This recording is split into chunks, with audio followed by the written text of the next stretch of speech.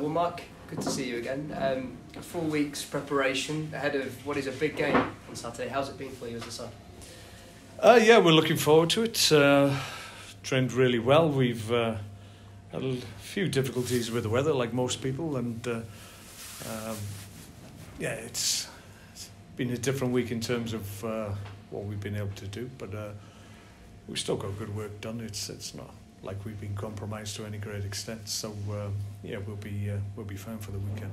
I imagine morale and confidence is fairly high at the moment amongst the squad. Yeah, the lads are in good heart. It's actually good to get a break and speak to you guys because it's really loud there at the moment, so it shows that everybody's in a good frame of mind, and like I said, they enjoy each other's company anyway, so yeah, everybody's looking forward to the weekend on the back of some good results. We've often spoken about the time needed for this squad to gel together because there have been so many new faces that have come through the door over the summer. Do you think you've reached that point now where they are a very together squad? Yeah, but I saw signs of that very, very early on. I think when we went away to Spain, I think that helped greatly. That was really important for us. And it's just been built on obviously the games, and we're on a good run in terms of our league form, so that helps. Obviously that helps team spirit. It's easier to have a good team spirit when things are going well, less so when maybe results aren't what you want. We haven't really faced that moment, but I sense even if we have a period where we're not producing or playing well, I still feel that the group itself is really strong together anyway, so we won't have any problems in terms of team spirit. They're close, they enjoy each other's company, so that will help us if we do hit a patch. You spoke about learning after the Sutton result and how you learning to manage games better in certain situations. What's the thing you think this squad have learnt the most recently?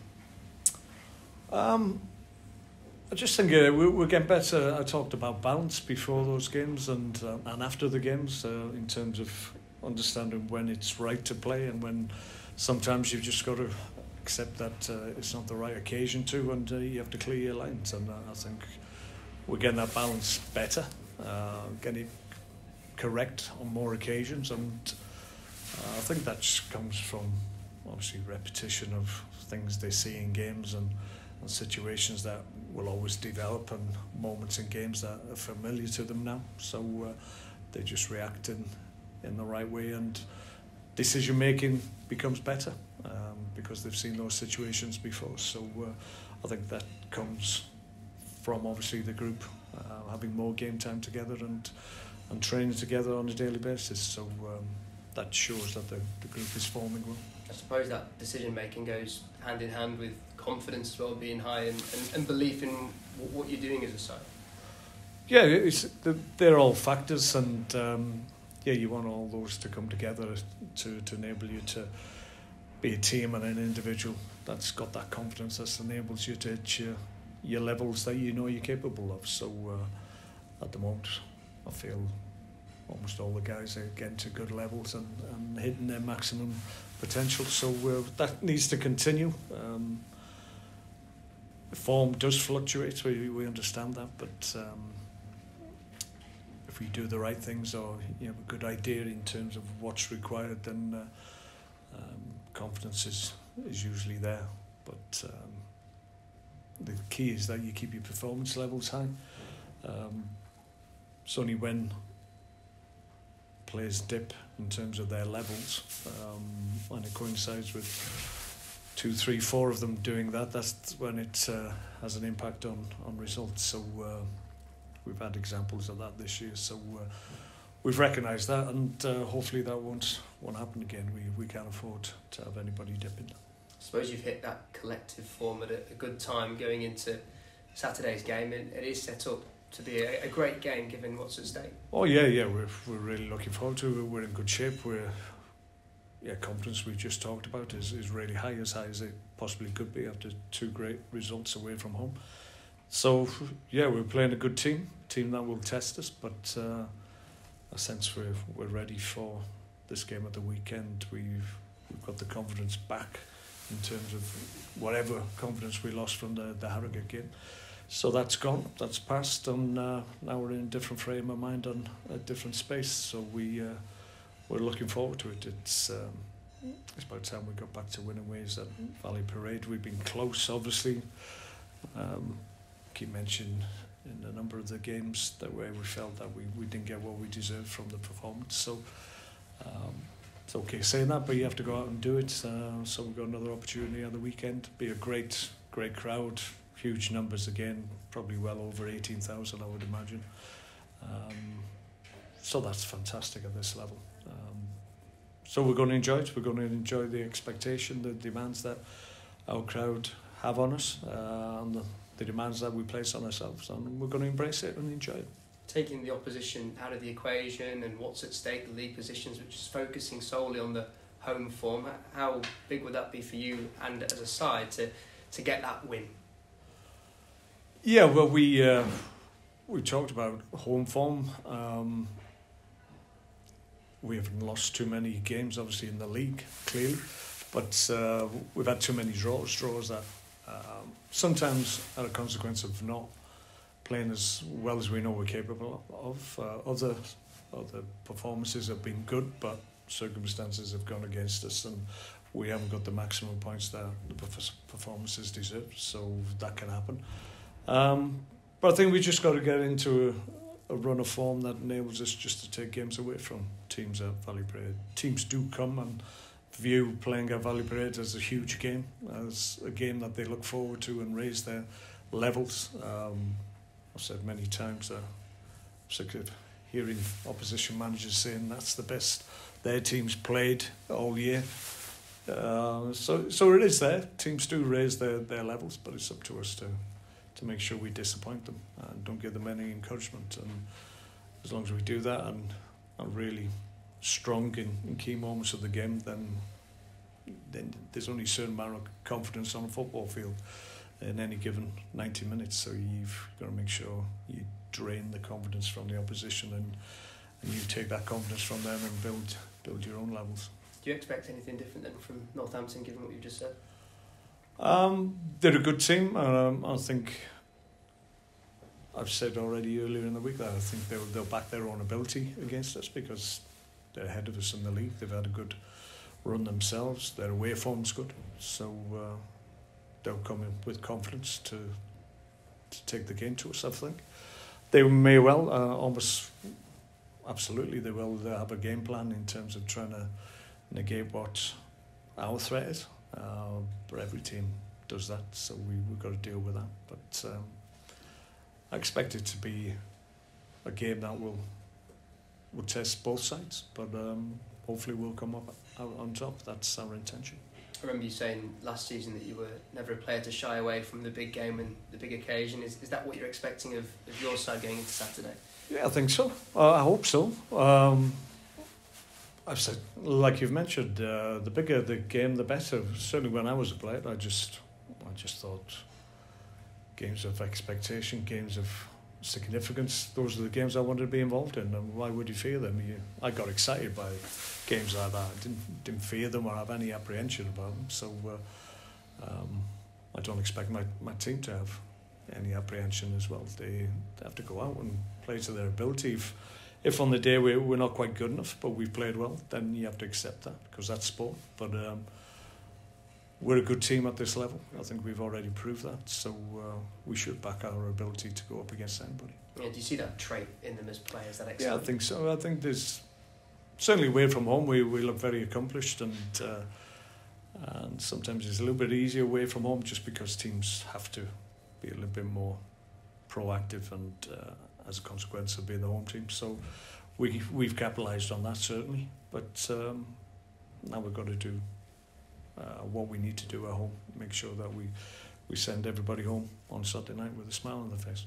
Bodies-wise, how are you going into that? Pretty good. Yeah, no real concerns. Most of the teams fitting well. We had a bounce game on Tuesday. Only 45 minutes because of the rain, but got what we needed out of it, and more game time into the guys I haven't had much of late. So that was a useful exercise, albeit it wasn't quite the minutes we wanted to get into them. But that went okay. Everybody came through that okay. So yeah, pretty much squad's fit, ready to go. So Tyreek back available? Tyreek will be available. He's trained since he did a light training session Monday, but he's trained fully since then. So yeah, he's available again. And Jamie Walker? Jamie came through. We're going to build him up, obviously get his minutes into him. He had good 45 minutes.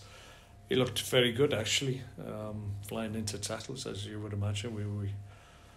We braced ourselves a couple of times when he went into a few challenges, but I think that shows that he's got confidence in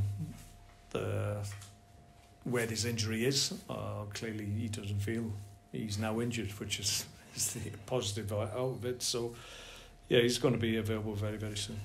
I was about to ask that. Are you confident you could put him in the squad on Saturday, or is that maybe a game too soon? He probably needs a little bit more time, but he's not a million miles from it.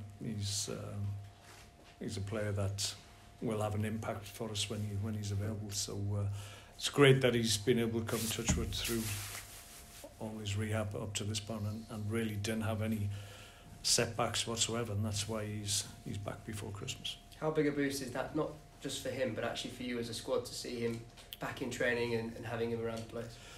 Yeah, well, all the guys watched Jamie in pre-season, and guys that didn't know his ability obviously were very quickly aware of it once they started training with him.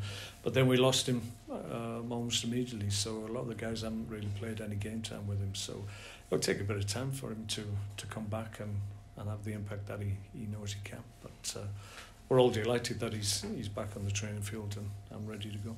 Finally from me, obviously Matty's back now, available from his one match suspension. Is it as easy as him just walking back into the team, given how Jan performed on Saturday? I thought Jan did exceptionally well. It was the game that we needed Jan.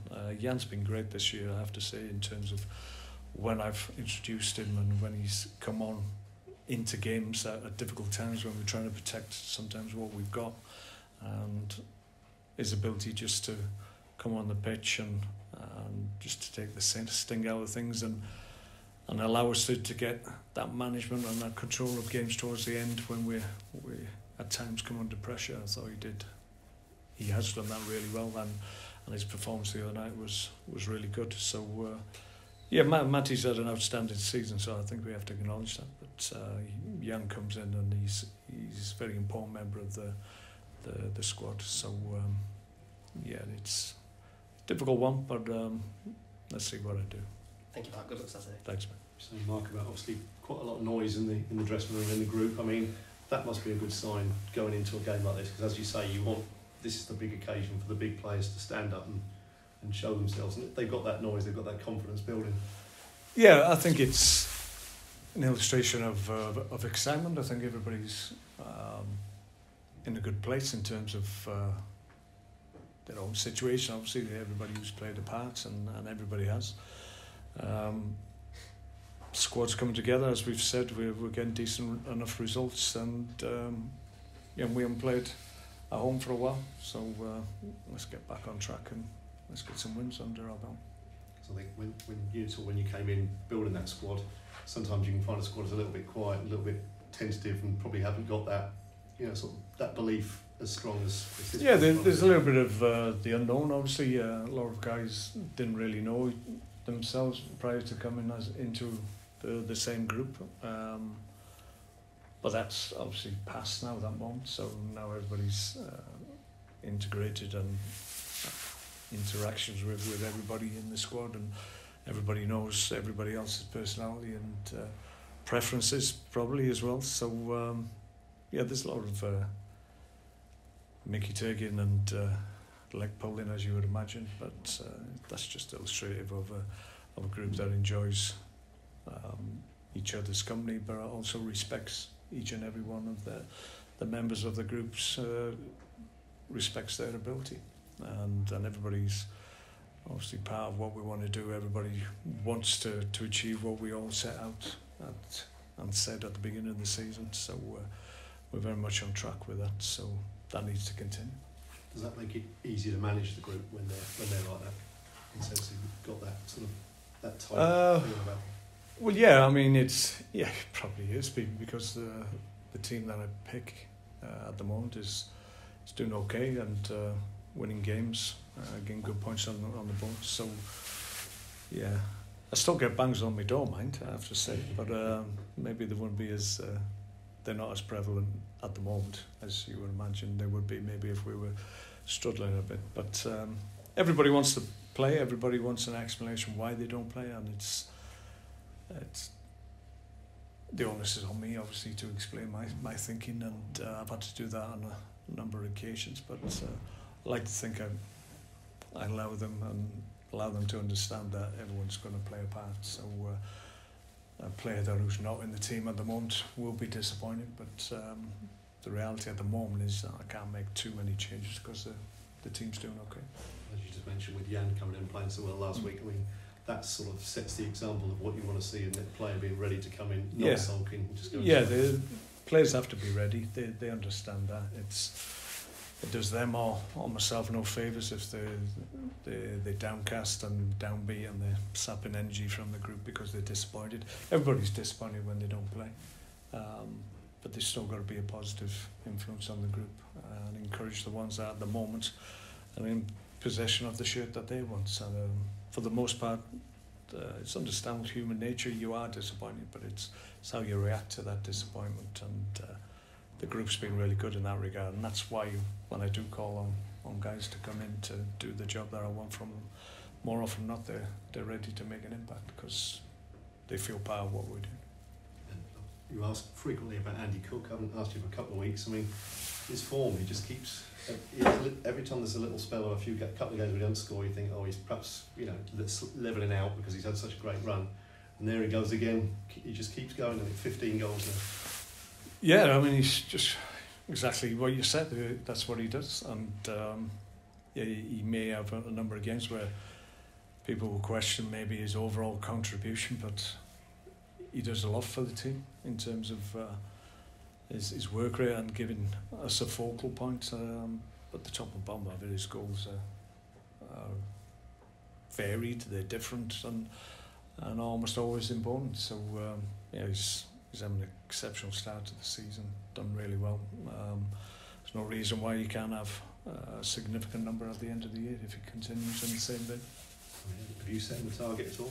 No, I haven't. No, I'm not sure if Andy does it himself, or he may well have a figure in his mind that he keeps to himself, but I don't think he's broadcast the level or the number of goals that he thinks he can get, but the potential is there for him to get a big number this year. I was going to say, come the start of the season, if someone had said your top scorer is going to be 15 goals going into mid-November, bite their hand off, wouldn't you? Yeah, you need somebody knocking goals in regularly. We hope that we can get a few more to obviously contribute. I think the white guys are starting to have that impact. Like Banksy and Tyreek have scored 3-4 goals, whatever it is. So so we're starting to impact opposition teams from different areas as well in terms of goals. So that needs to continue because we can't totally rely on Andy scoring week in, week out. Although at the moment that seems what he's capable of. And in terms of his, you say his fitness, we've spoken about it already this season about how good a shape he's in, isn't it? And just seems to be he's reaping the benefit of that. He's worked exceptionally hard in the summer, and he come back with the attitude that he was going to make sure that he was first pick, and he had to work hard to obviously get in the team initially, but since he's been in, he's carried on scoring. So really pleased with what he's producing at the moment. With those lads who bang on your door, Mark, who want a game, I suppose as a manager you don't mind that, do you, if it's done in the right way? You want people to obviously knock on your door, and some guys need an explanation. Sometimes there'll be occasions where some guys will be on the bench one week and the next week they're not, and so they need a little bit of clarity in terms of what was the thinking. Usually it's because there's an injury in the first team and I just have to cover every eventuality if I can. Yeah. So that's when usually there's a knock on my door when they can't just work it out themselves, which can happen. But for the most part, listen, the team's doing okay at the moment, so they understand it's difficult for me to make wholesale changes and put guys in because we're doing okay. So that's, as I said, that's why it knocks on my door aren't that frequent at the moment, but can change. You must be pleased with the loan lads. They've obviously made a contribution on the pitch, but they seem to be good sorts. But we put a lot of thought and a lot of work into actually understanding what kind of individuals we'd be bringing to the club. So we've been really happy that all the guys that we brought in, not only the loan guys, all the guys that we brought in have been real good characters and guys that we feel will be strong and determined to embrace what we want to do and what we're trying to achieve this year. But obviously we'll be good guys around the place as well. So it wasn't just bringing players in for their ability. It was about their character and their personality as well. Obviously, you've got a team of a third on Saturday. They had a good season, not had too much fear. You might get a good game on Saturday. They're not going to come here to sort of part of the bus, if you like. They're going to. Yeah, we'll see. I'm sure they'll. As I said, they'll have a game plan. Their teams always, if they're well organised, which undoubtedly Northampton are. They've had good results on the road. So that shows that they're organised and understand what they're about. And like I said, they may well just wait for mistakes from ourselves and play on the counter-attack, because at times that's how we play away from home. Yeah. So it can happen, but we just need to have the ability as a group to take the game away from them. We've been able to do it for the most part against teams in and around us. We've beaten Stevenage at home.